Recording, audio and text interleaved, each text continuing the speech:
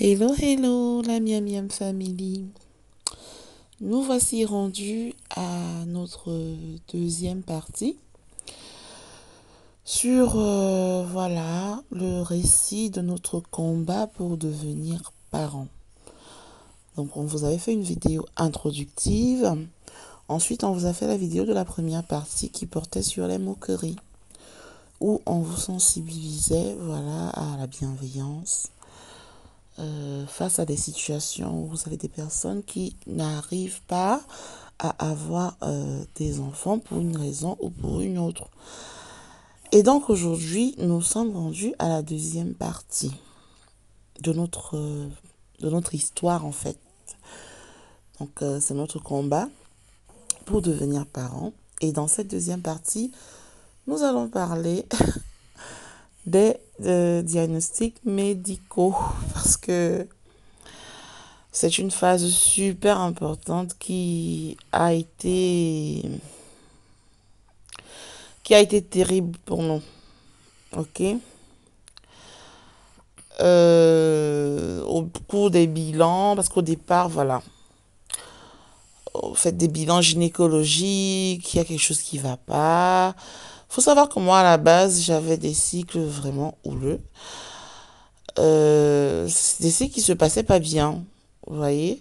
Mais vraiment, dès le tout départ, hein, quand j'ai commencé à avoir mes règles, c'est du genre, ça va débarquer 3 fois par mois, mais je vous assure, je vais avoir mes règles 3 fois par mois. Genre, ça vient du 2 au 5, puis ça me revient du 15 au 18, et puis ça me revient je sais pas, du 27 au 30.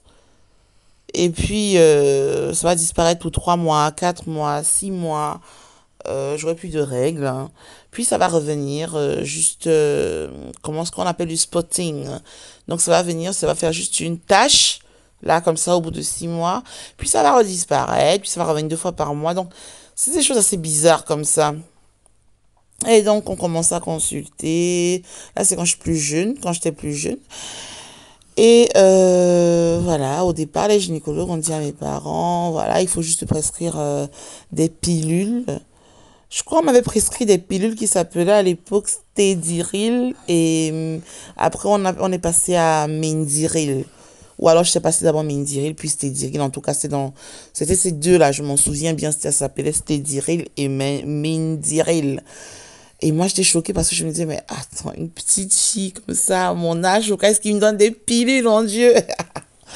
Je connaissais même pas les garçons. Ils ont dit non, en fait, ça va aider à régulariser le cycle menstruel. Bon, ça n'a pas vraiment fait effet, mais surtout, ça m'a fait prendre beaucoup, beaucoup, beaucoup de poids. Donc, il y a d'autres problèmes qui se sont rajoutés et ça faisait pas vraiment d'effet.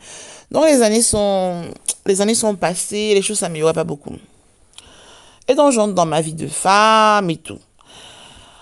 Et je vais faire un bon bilan gynécologique et tout. Il y a un gynécologue qui dit, voilà, je fais un bilan. En fait, entre-temps, j'avais des écoulements mammaires. J'avais des écoulements mammaires. Mais vraiment, voilà, je me demandais au départ, mais c'est quoi? Pourquoi j'ai du liquide qui coule de mes seins? Ça avait une coloration, je sais pas, beige, bizarre. Et je me disais au départ, mais c'est quoi? Et puis quand j'essayais de goûter, des fois, parce qu'au départ, j'ai pensé que c'est du pus qui sortait de mes seins. Et quand j'essayais de goûter, bah, ça avait un goût apparemment sucré. Je me dis, mais attends, je perds du lait des seins. Ah, mais vous imaginez, ça a commencé à aller dans tous les sens. Ouais, elle a fait plein d'avortements. Elle a eu ci, elle a eu ci, elle a eu ça. Donc, au cours des bilans médicaux, donc voilà, je fais ce bilan gynécologique approfondi. Et le gynécologue nous dit, en fait, il y a un problème d'hyperprolactinémie. Donc, vous produisez trop de prolactine. Donc, il y a quelque chose au niveau de l'hypophyse qui se passe pas bien. Alors, il faut savoir que si vous avez un problème au niveau de la prolactinémie, donc comme dans mon cas, c'était de l'hyperprolactinémie, en fait, l'organisme donne le signal à votre hypophyse, écoute, on a besoin de lait, il faut que tu produises beaucoup, beaucoup de lait, donc produis, produis, produis. Et donc l'hypophyse obéit, elle va libérer tout ce qu'il faut comme hormone pour produire au niveau de la prolactine, en fait, l'hormone de la prolactine pour produire du lait. Et donc vous allez avoir du lait dans les seins, vous voyez. Si vous avez donc au-dessus. Donc voilà, au niveau des seins, ça fonctionne, c'est du lait, comme si vous étiez une femme qui a allaité. Bon, enfin, ça va pas couler comme ça va faire des petits écoulements. Mais du coup, ça signifie qu'au niveau ovarien en bas, la machine s'arrête.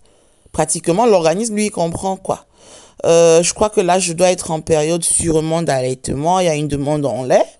Et si je suis en train de travailler sur la production du lait, ben, je peux pas être en train de travailler sur la production de la ponte ovulaire chaque mois et tout. Ce qui fait que quoi, même si vous avez vos règles, en fait, c'est des règles souvent sans, je sais pas si c'est sans ovulation, ou alors avec une super mauvaise ovulation, d'une ovulation du très mauvaise qualité. Du coup, vous n'aurez presque jamais un œuf fécondé, ou même si vous avez un œuf fécondé, ce sera un œuf de mauvaise qualité qui va se solder en fausse couche, sinon même grossesse extra-utérine. En fait, vous voyez le poteau, quoi, le topo, quoi. Donc, en gros, moi, dans mon cas, c'était une hyperprolactinémie, mais vraiment de ouf.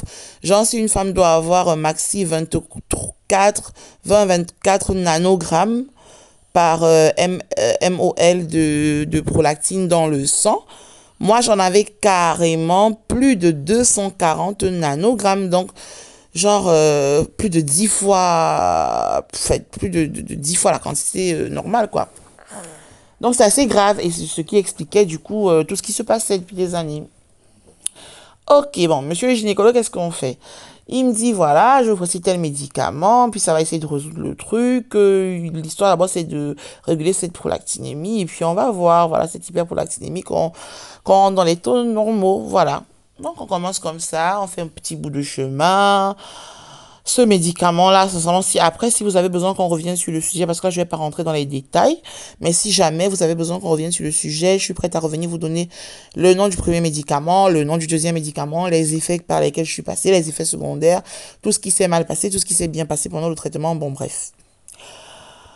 Voilà, c'était un traitement assez bizarre, ça fonctionnait pas vraiment avec moi et ça m'a créé beaucoup d'autres problèmes. Et donc, j'arrêtais pas de prendre du poids, de reperdre, de prendre beaucoup de poids. Entre-temps, le problème n'est pas vraiment résolu. Ok, de temps en temps, j'avais mes règles à peu près normalement, mais c'était pas vraiment ça.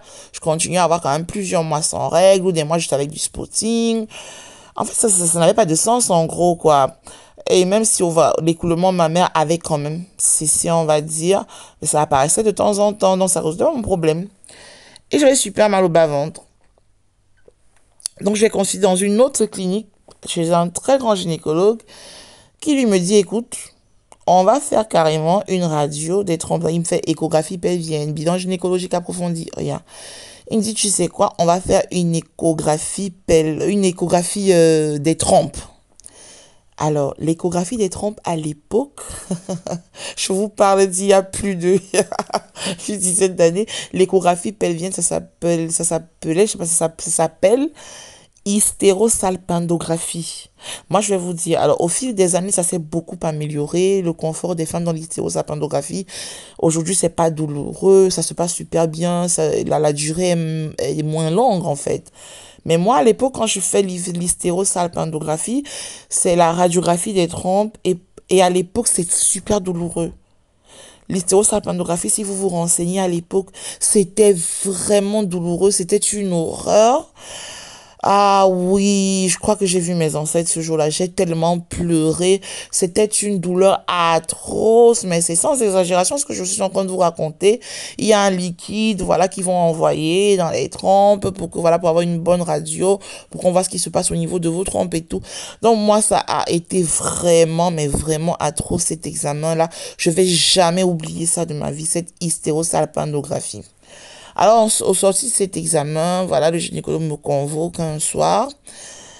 Et puis, bon, moi, je me dis, voilà, on a trouvé la solution. Donc, voilà, il a fait cet examen qui m'a d'ailleurs fait souffrir autant. Ça veut dire qu'il y a une solution. Bonjour, docteur. Ouais, bonsoir, docteur, parce qu'on est l'après-midi. Bonsoir, et tout, et tout, et tout. Et puis, lui, il me dit, écoutez, madame, on a fait cet examen-là, cette radiographie des trompes, l'hystérosalpingographie. Et malheureusement, on s'est rendu compte que vous avez un problème au niveau des deux trompes. Donc, c'est pas qu'une seule trompe qui est touchée, c'est les deux trompes, donc c'est bilatéral. Et j'ai dit, ah ouais, qu'est-ce que ça peut être alors? Et j'ai dit, mais du coup, je le rassure, j'ai dit, mais écoutez, docteur, moi, j'ai une vie plutôt tranquille, je suis une fille sans histoire, alors qu'est-ce que vous me racontez? Il me dit, non, non, ça n'a rien à voir, en fait, c'est un phimosis bilatéral, voilà. Je crois que c'est ce qu'il avait dit. Un phimosis bilatéral des trompes. Et donc, il me parle d'une histoire de perméabilité ou imperméabilité au niveau des trompes qui ferait que, voilà, ça fonctionne pas. Et qu'il avait trouvé, voilà, d'autres problèmes. Et donc, je lui ai dit, OK, la solution, c'est quoi à ce niveau? Est-ce qu'il faut faire une opération? Qu'est-ce qu'on peut faire pour arranger ça? Et puis il me dit, Madame, en plus de cela, la grandeur utérine, il y a un problème parce que voilà, votre utérus, il est de toute petite taille, il y a de ceci, il y a de cela. Je dis, mais bon, à la fin, qu'est-ce que vous êtes en train de me dire finalement? Parce que, ok, d'un autre côté, je suis en train de prendre cet autre traitement-là pour résoudre l'histoire de l'hyperprolactinémie. J'espère que ça va se résoudre un jour, que là, je fais que prendre beaucoup de poids, je sais pas ce qui m'arrive. Et de ce côté-là, vous me racontez qu'il y a aussi un souci au niveau des trompes et maintenant l'utérus qui lui est tout petit. Ça veut dire quoi? Non, voilà, c'est un utérus, je sais pas trop, est-ce qu'il peut tenir un bébé et tout. Moi, je me disais, bon, la taille de l'utérus pour vous, docteur, c'est quoi? C'est que ça peut pas porter un bébé, c'est ça? Il me dit, ah non, vous êtes allé trop loin. Déjà, avant de porter un bébé, il faut concevoir le bébé en question. Et le problème, c'est qu'avec vos trompes-là, euh, on ne parle même pas de conception, de fécondation. Et je dis pardon. Il me dit, ah non, dans le meilleur des cas, dans la meilleure des hypothèses possibles, avec les trompes que vous avez, ce que vous espérez, ce que vous pourriez espérer, c'est une grossesse extra-utérine. Vos trompes, en fait, elles sont dysfonctionnelles. En fait, il faut carrément les ôter, voilà, et tout. Ah, je dis quoi? Ôter les trompes, ça veut dire si j'ôte les trompes, du coup, j'ai pas de possibilité d'avoir un enfant. Mais qu'est-ce que vous êtes en train de me dire? Et puis, qu'est-ce qu'il y a mon utérus? Il y a des femmes avec un petit utérus qui ont des enfants. En fait, le spécialiste, le gynécologue, il m'a plongé dans, dans un tourbillon, mais vraiment, c'était dramatique pour moi parce que je comprenais plus rien. Et donc, je lui demande à la fin, mais du coup, ça sert à quoi de soigner l'hyperprolactinémie si de toutes les façons, je peux pas, techniquement, là, tel que vous m'expliquez, avoir un bébé. Moi, je croyais que voilà, on soignait l'hyperprolactinémie pour que, du coup, l'hypophyse arrête de produire du lait, que la fonction ovarienne se remette en marche, qu'il y ait une possibilité, je dois avoir un bébé. Moi, je crois que c'est le problème qu'on est en train de résoudre, mais là, vous me parlez maintenant d'un problème de trompe et tout. Il me dit oui, voilà. Et puis, là, il était assez sec avec moi. C'est un gynécologue qui est très connu, qui était très connu en tout cas à cette époque-là. Et il m'a dit, écoutez, je vais vous donner un conseil, c'est la meilleure chose pour vous. Ces trompes-là, il faut les ôter et puis voilà. Et vous faites une croix sur l'histoire de bébé et tout et tout. Et je dis pardon. Je suis sortie de là, j'étais bouleversée. J'étais en larmes. Et quand je sortais, dans la salle d'attente déjà à l'arrivée, j'avais croisé une fille avec qui on est resté copine jusqu'à aujourd'hui. Voilà, je vais l'appeler pour l'instant A. Parce qu'elle m'a donné la permission de vous raconter son histoire. C'est une histoire fantastique, miraculeuse, d'une femme à qui on avait programmé une opération pour lui ôter ses trompes, parce que ses trompes étaient tellement dysfonctionnelles que c'était dangereux pour elle. À cause d'une question financière et tout, son opération n'a pas pu avoir lieu. Et heureusement pour elle, parce qu'à l'heure d'aujourd'hui où je vous parle, elle a eu 2 fois des jumeaux. Mais c'est une histoire vraiment spéciale, hein. Elle m'a donné la permission de vous raconter son histoire et je vais vous la raconter après cette série de vidéos, si vous le voulez bien. Et donc, elle, je la recroise donc, voilà, quand je sors du bureau du docteur et tout, et du professeur, voilà, ce gynécologue-là, et je lui dis, écoute, ma belle, je suis vraiment... Donc là, je lui en parle, je m'écroule parce que je sais même plus quoi faire, je pleure parce qu'au fond de moi, voilà, j'ai quand même toujours voulu avoir un bébé et tout. Donc je vois quand même beaucoup de rêves que j'avais, voilà, s'effriter comme ça. Donc je rentre chez moi, un temps de réflexion et je me dis, écoute, on m'a toujours dit qu'il fallait quand même que je fasse un bilan endocrinien. Peut-être qu'il faudrait que je fasse un bilan endocrinien. Donc, je laisse passer quelques temps, je me laisse aller. Et puis, l'autre traitement qui n'arrête pas de me faire faire des hallucinations, de me faire prendre beaucoup de poids. Il y a même des personnes qui pensent que je suis enceinte finalement. Après, il y a plein de rumeurs de ceci, de cela qui courent sur moi. Donc, à un moment, j'en ai marre, je me laisse aller, j'abandonne tout. Je tombe en dépression totale. Et puis, un matin, grâce à une amie, je réussis à rencontrer un endocrinologue. Voilà. Je réussis à rencontrer un endocrinologue super sympa. Euh, il va me rencontrer à son bureau. On va faire un état des lieux de ma situation, le cadre clinique et tout. Et puis lui, il va me dire, Madame, écoutez, de tout ce que je vois là, moi, je soupçonne un seul coupable. Selon moi, il y a juste quelque chose qui ne va pas dans votre organisme. Et si on trouve le coupable, si c'est le coupable que moi je crois que c'est, on commence à travailler sur ce coupable-là, on est déjà dans le début de la solution. Donc, ce que je vous conseillerais peut-être, c'est d'oublier d'abord tout ce que le gynécologue vous a dit. On est médecin, mais on n'est pas Dieu. OK? Et donc, moi, je lui dis, OK, docteur. Et donc, je lui dis, OK, pour trouver le coupable en question, qu'est-ce qu'il faut faire? Il me dit, OK, on va faire un bilan hormonal. Voilà. Donc, écoutez très bien ce que je vous dis parce que ça pourrait aussi aider quelqu'un qui est en train de m'écouter à savoir le genre de bilan qu'il faut faire. Faut pas juste se contenter de dire, OK, je vois le gynécologue et ça suffit. Ça suffit pas. À côté, même si le gynécologue va vous faire faire un bilan hormonal lui aussi, vous voyez quand même un endocrinologue qui lui est le spécialiste des hormones. Alors, il saura vraiment vers quelle hormone se diriger, ce qu'il faut rechercher, il saura. Parce que vous voyez, il m'a juste suffi d'une seule consultation chez cet endocrinologue. Au bout de 15 à 20 minutes, il me l'avait déjà dit, écoutez, madame, je soupçonne ceci. Selon moi, il y a un seul coupable. Si on le trouve, en fait, c'est ce coupable-là il est dysfonctionnel et qui crée tous les désordres dans votre organisme. Et il faut travailler sur ce coupable-là. Donc, il me fait un bon bilan hormonal, il me prescrit tous les examens, TSH, on va revoir la prolactinémie, plein d'autres voilà, d'autres hormones. Je vais entrer dans les détails maintenant, mais après, si vous en avez besoin, dans les commentaires, posez-moi les questions et je vous ferai part des bilans que j'ai eu à faire, voilà, en partageant même à l'écran si vous voulez des photos, de trucs et tout. Voilà. Donc finalement, qu'est-ce qui se passe? Il me fait ce bilan hormonal là et à côté, il me prescrit une IRM, voilà, imagerie par résonance magnétique avec liquide de contrôle. Avec un produit de... Non, le liquide de contraste, voilà. Un produit de contraste à injecter, ok. Je sais pas si ça s'appelle le gonadium ou quoi. Après, je suis pas scientifique. Voilà, donc je fais mon bilan hormonal, sanguin et tout. Et puis, je vais au laboratoire d'imagerie. Je vais faire mon IRM, voilà, à l'époque. Et voilà. Et rendez-vous chez le spécialiste, chez l'endocrinologue, qui lui me dit, voilà, madame, c'est ce que je pensais. J'ai trouvé le coupable. J'ai trouvé le coupable. Voilà le coupable au niveau de l'IRM. Ça se trouve au niveau de votre hypophyse. Et c'est pourquoi il y a des soucis au niveau des cycles, il y a des soucis au niveau de ceci. C'est pourquoi vous produisez du lait alors que vous n'êtes pas une femme enceinte, vous n'êtes pas une femme qui a accouché d'un bébé.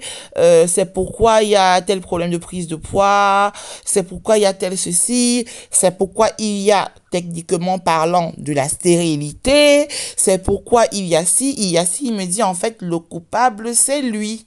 En fait, le gros coupable pour l'instant. Et je lui dis, bon, ben, ok, mais même si on en arrivait à résoudre ce problème-là, ok, le gynécologue, votre collègue gynécologue m'a quand même dit qu'au niveau des trompes, il y a ci, il y a ça, et que de toute façon, ça servait à rien. Donc, lui, il me dit, écoutez, je vais vous rassurer. On ne pense pas à ça pour l'instant. On va pas mettre la charrue avant les bœufs. On a trouvé le coupable qui lui crée le gros des problèmes, ok? On va intervenir à ce niveau d'abord, ok? On va se donner du temps, on va se donner une période de quelques mois avec un traitement adapté et tout. Et moi, je croyais qu'il allait me sortir un tas de comprimés, des choses qui allaient me pourrir la vie encore. Je dis, mais encore des médicaments, j'en ai tellement pris déjà, des traitements hormonaux, je suis fatiguée, mon corps est fatigué. Il me dit non, je vais vous prescrire, c'est un comprimé à prendre chaque semaine Alors, c'est un THS. En fait, c'est un traitement hormonal par substitution. Voilà. THS, traitement hormonal par substitution. Et bon, c'est assez violent au début, hein, parce qu'il faut du temps pour que le corps s'adapte. Et donc, il m'a dit c'est très pratique parce que du coup, vous pouvez le prendre une fois par an, une fois par semaine. Et déjà, au bout de quelques semaines, on va voir du résultat. Mais les premières semaines risquent d'être un peu difficiles parce que ben, ça va secouer votre organisme. Il faut que l'organisme s'adapte, que l'organisme accepte le médicament. On ne sait pas si l'organisme va le tolérer. Déjà, l'organisme tolérait très mal l'autre médicament que je prenais depuis longtemps. Ok. Donc, lui, quand j'ai commencé son traitement là, je le prenais chaque vendredi soir. Oh, waouh! Ah, ça m'a secoué. Je peux vous garantir que ça m'a bien secoué.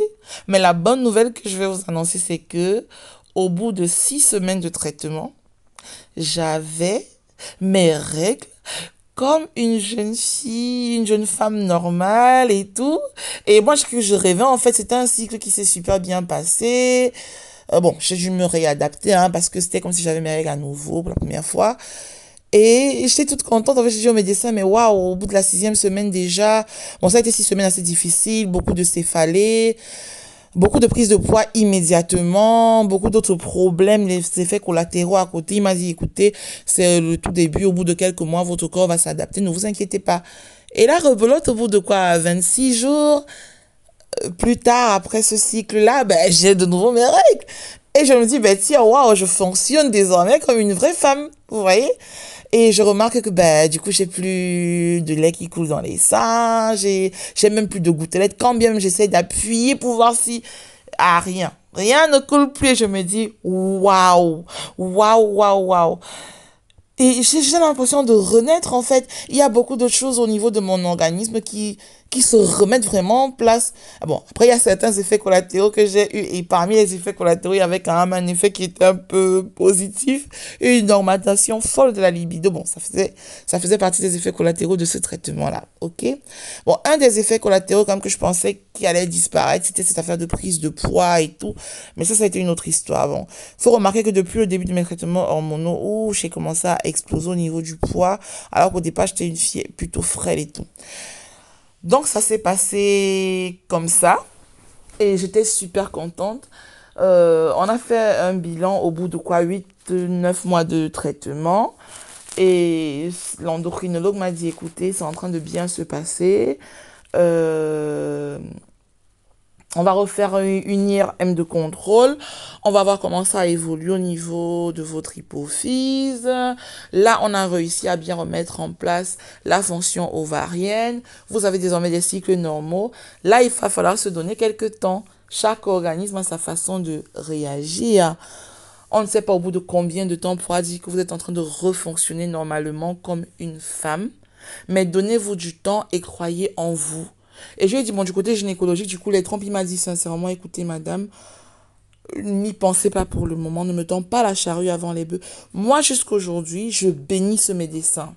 Je bénis ce médecin parce qu'il ne m'a pas condamné. Je le bénis parce qu'il m'a permis d'espérer. Je le bénis parce qu'il m'a mise dans une logique où je devais travailler à remettre en marche, voilà, les fonctions basiques de mon organisme avant de réfléchir sur comment ça allait se passer pour après. Et ça, cette phase-là, ça m'a beaucoup aidé un peu à regagner confiance en moi, si vous voulez. Et puis voilà, c'était... Je n'en reviens toujours pas aujourd'hui, hein. Faut pas croire que ça a été tout simple, hein. Ça l'a pas été parce que... Donc voilà, ça l'a pas été du tout.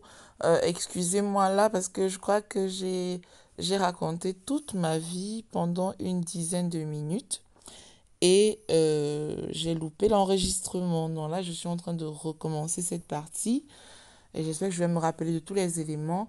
Donc je vous disais en fait dans l'enregistrement que j'ai raté du coup que faut pas croire que ça a été simple. Parce que là, je le raconte de manière linéaire et ça peut vous faire croire que voilà, ça s'est vraiment passé comme ça de manière linéaire. On est parti d'un point A à un point B, puis d'un point B à un point C. Non, ça n'a pas du tout été le cas. Quand on rentre en arrière, déjà, il faut savoir que j'étais déjà sous traitement hormonal. Donc, j'étais déjà sous traitement hormonal. Quand vous rentrez en arrière, j'étais déjà sous traitement hormonal, sous d'autres traitements hormonaux. OK?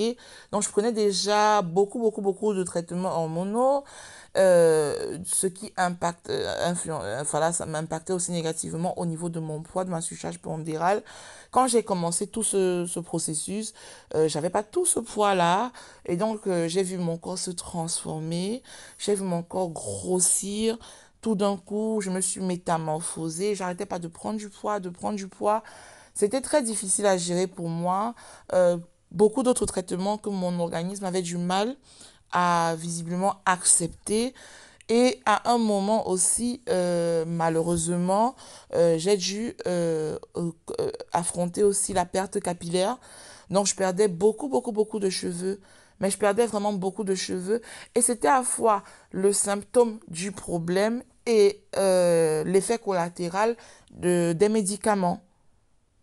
Et donc, du coup, il fallait chercher un moyen, il fallait trouver un moyen de résoudre ce problème. Là, j'ai commencé aussi à consulter un dermatologue spécialisé dans les questions capillaires en espérant voilà retrouver mes cheveux et tout. Mais le dermatologue à un moment était fatigué de me prescrire des choses. Elle m'a dit écoutez madame, vous allez dépenser tout cet argent-là pour rien parce qu'il faut savoir, c'était des produits assez chers, assez rares et tout, mais au niveau de la réponse capillaire n'y était pas, vous voyez. Et donc elle m'a conseillé à un moment de carrément me raser la tête parce que je perdais beaucoup de cheveux. En fait, en fait, je me levais le matin et je me trouvais mes cheveux sur le lit. Voilà, je passais le peigne et puis c'est toute la moitié comme ça de ma chevelure qui s'en allait, hein. Mais c'était assez violent, c'était traumatisant. C'était traumatisant, même pour moi. Donc j'essayais comme je pouvais de résister. Mais à un moment, le dermatologue m'a dit, ok, écoutez, on va arrêter. Je vous conseille de carrément vous raser le crâne. Et voilà. Et mon chéri, mon chéri à ce moment-là me disait, mais moi je t'aime bien avec ta boule zéro, t'es trop belle comme ça. Il caressait ça tout le temps.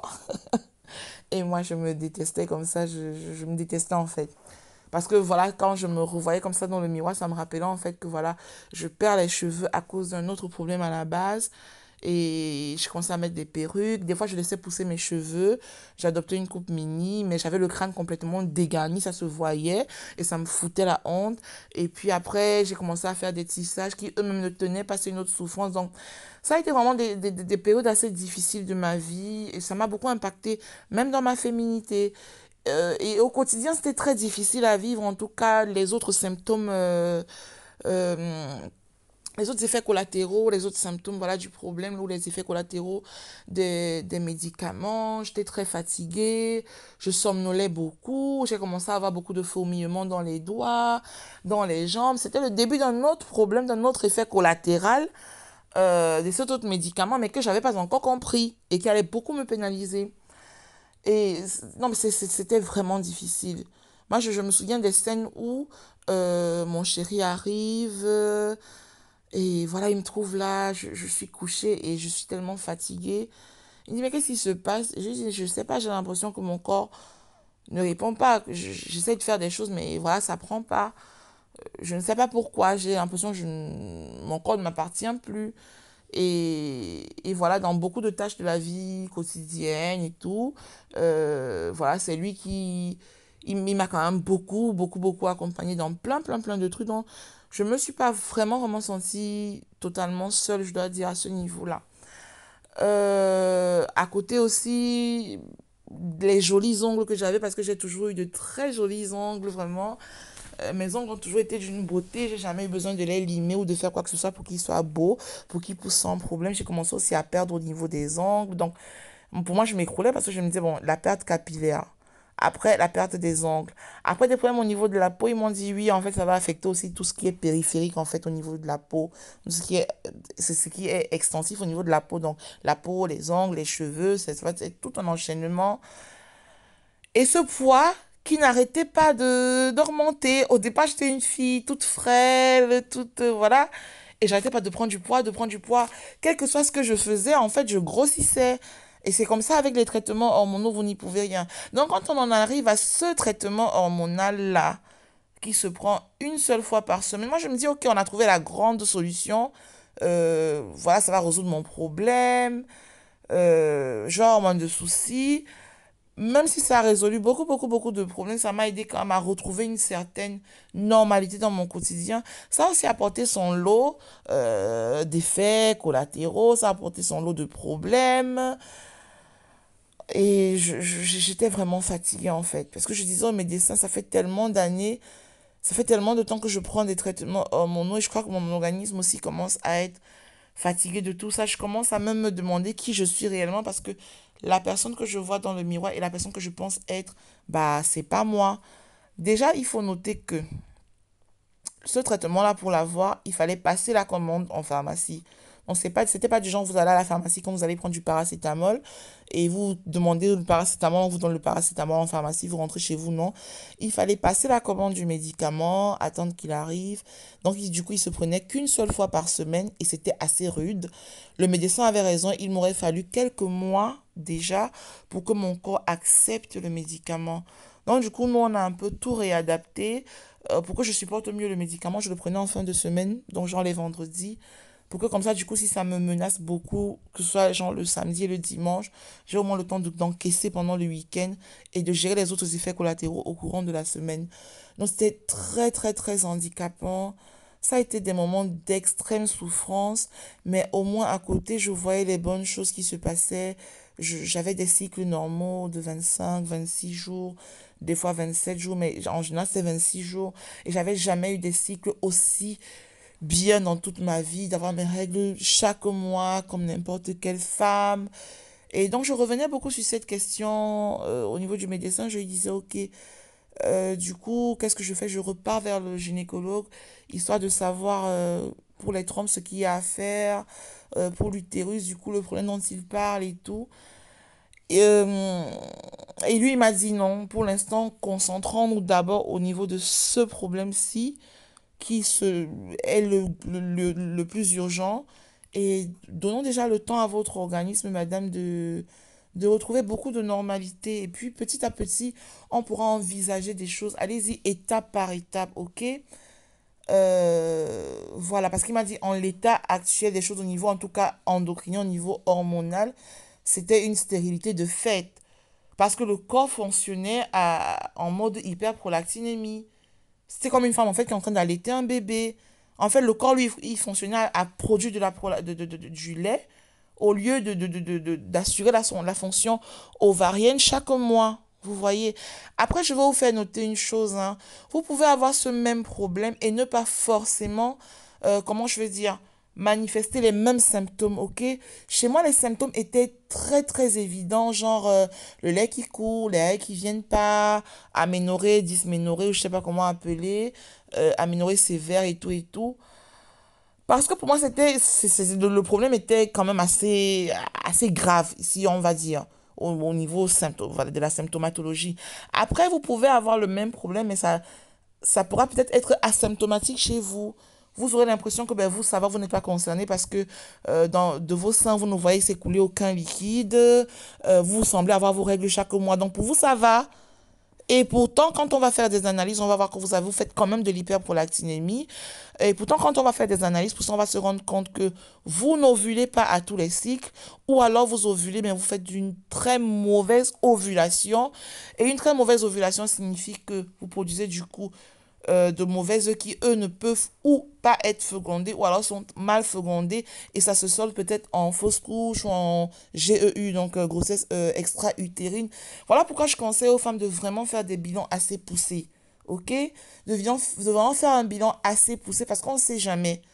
Après, il n'y a pas que l'hyperprolactinémie, il n'y a pas que ce genre de... Il y a d'autres problèmes en fait.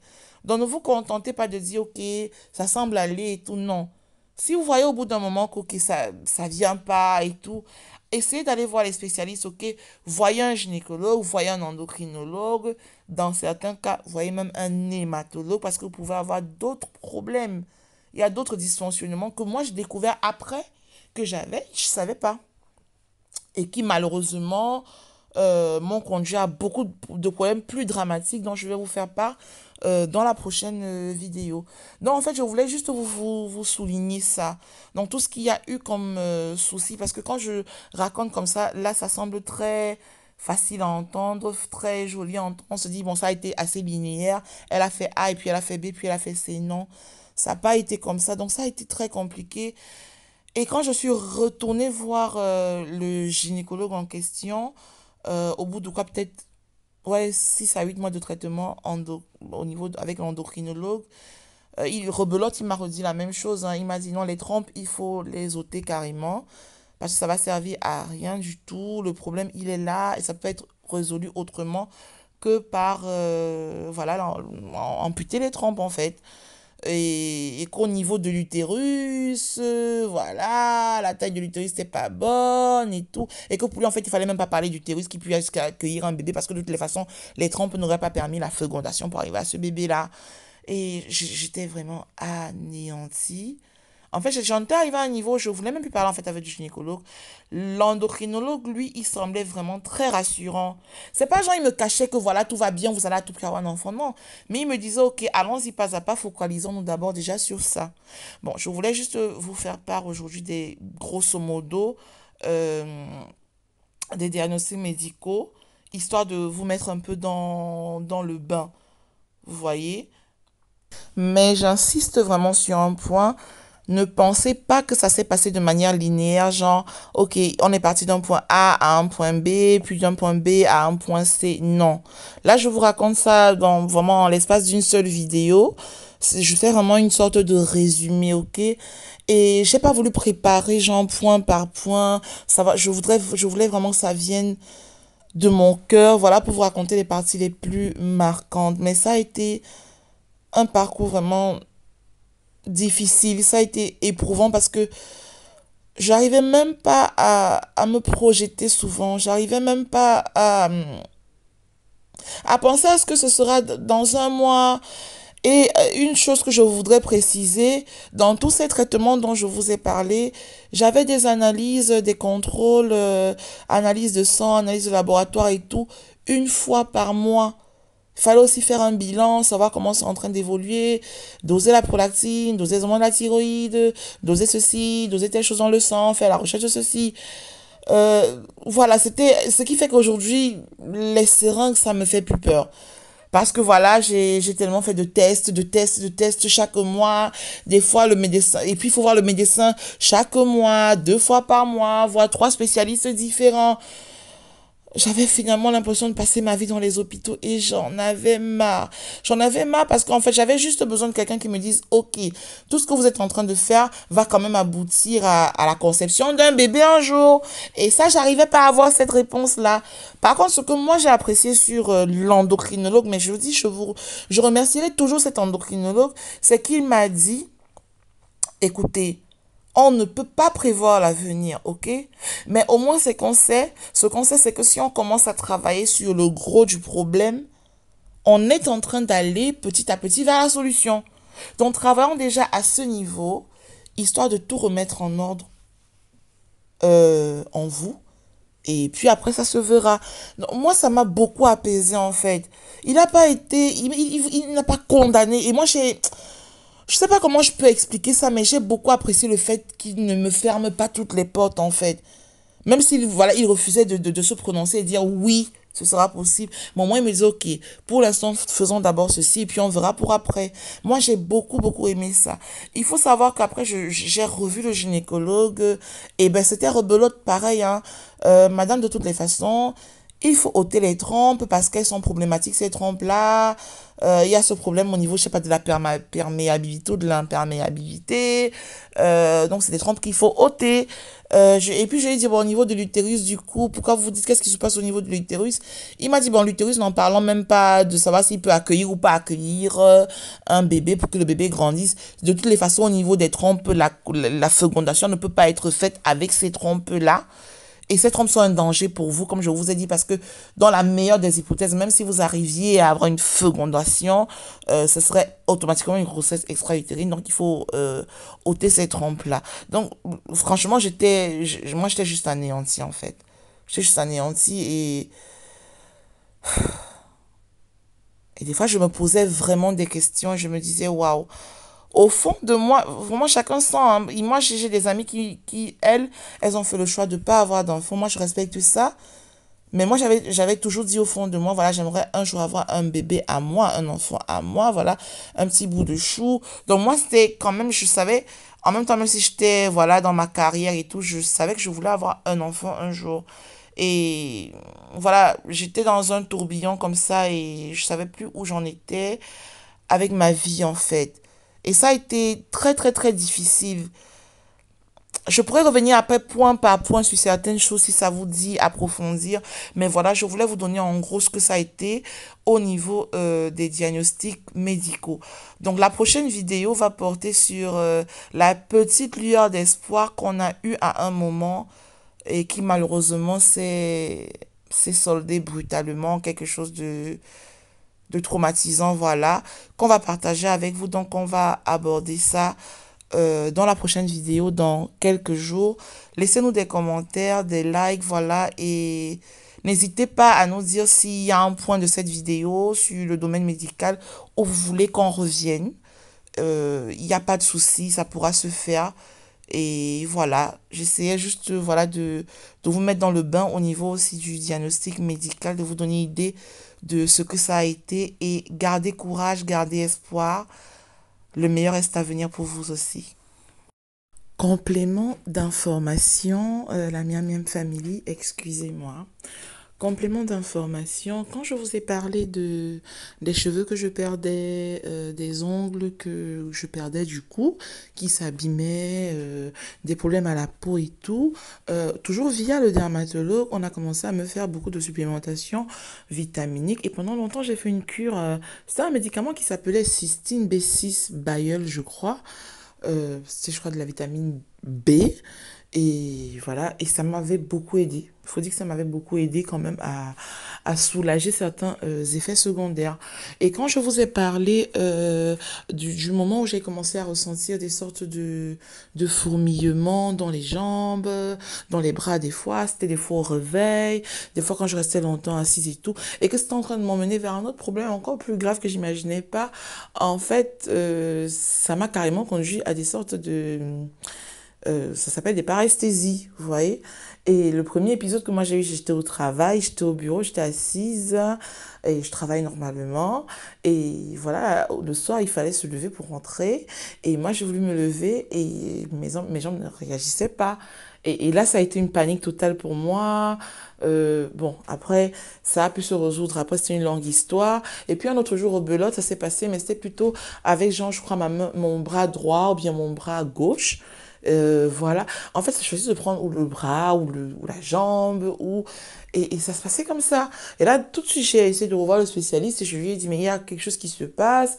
Il m'arrive des fois de perdre, voilà, la mobilité, l'usage d'un membre ou des deux membres ou de tous les membres en même temps.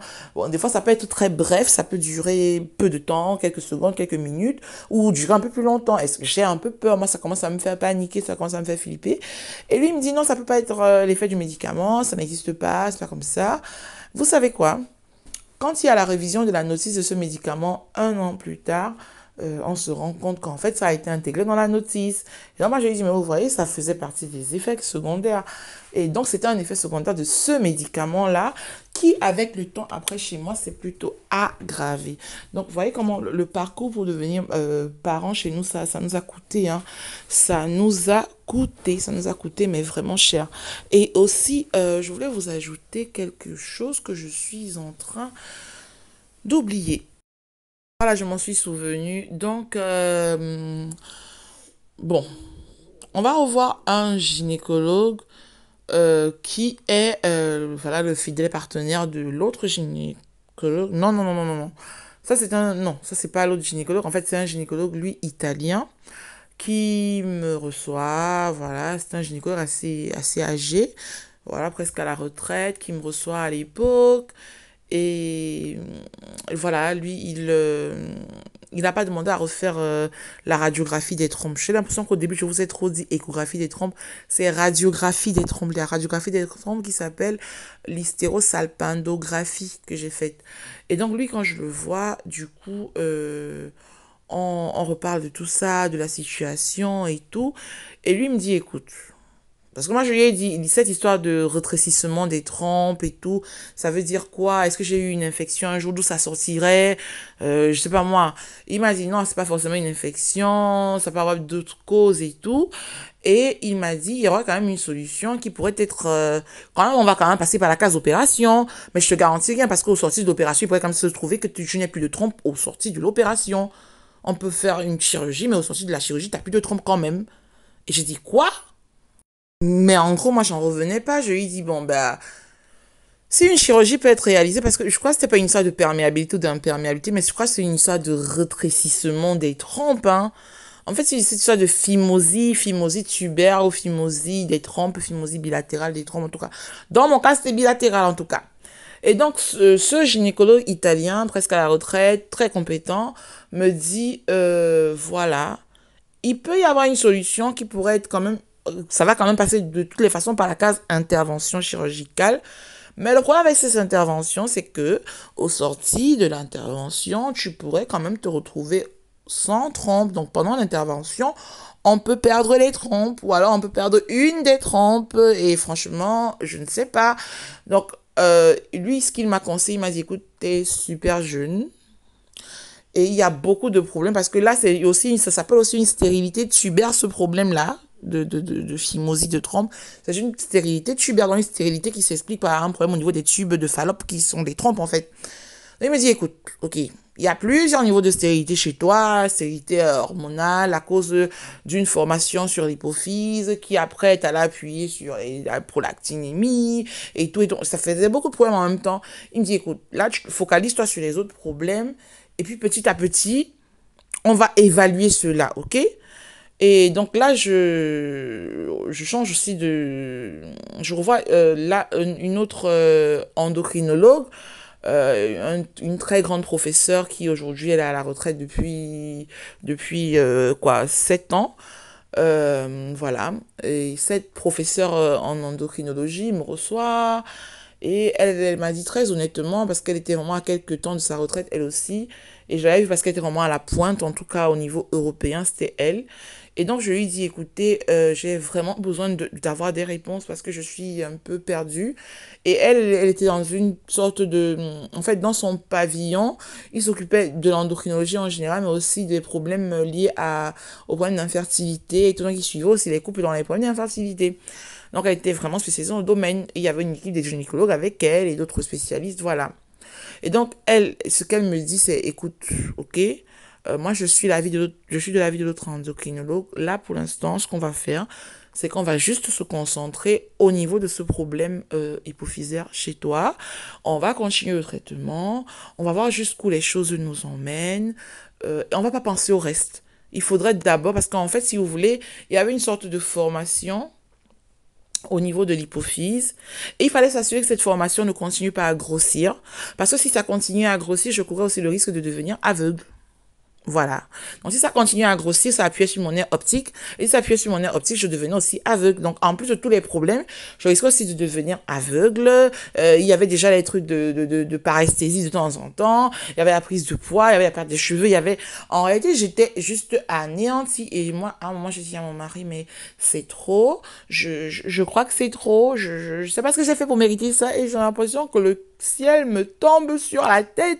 En fait, ça m'atterrit de partout, de tous les horizons, ça arrive, il y a un problème à ci, il y a un problème à ça. Et là, ce que j'ai fait, c'est, ok, je me suis accrochée à ce traitement que je prenais, qui au fil des années, semblait plutôt être bien toléré par mon organisme. Et je me suis dit, ok, je me focalise là-dessus et on va voir ce que l'avenir nous dira. Ok? Donc ça, c'est la conclusion de cette partie-ci.